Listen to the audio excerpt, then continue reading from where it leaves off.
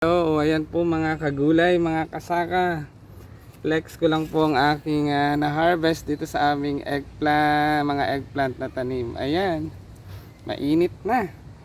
So, flex ko lang po ang aming eggplant. Ayan, eto po. Ay, ayan ang aming eggplant. Ayan, green or white eggplant. At ayan po ang aking mga na-harvest. Good harvest before New Year. Ayan, magandang buhay. Ayan po, siguro po ito yung mga 3 to 4 kilos. Ayan.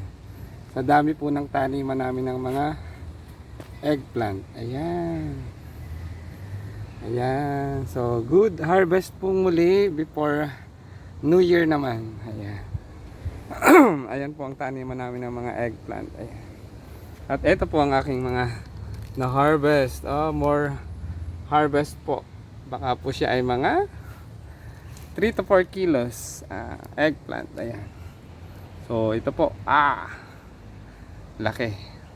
Nakakatuwa, nakakatanggal ng pagod. Kahit pinagpapawisan ka, nag-i-enjoy po ako sa pag-harvest nito. So kung sino po ang gustong bumili, available po ang aming eggplant. 120 to 100 per kilo.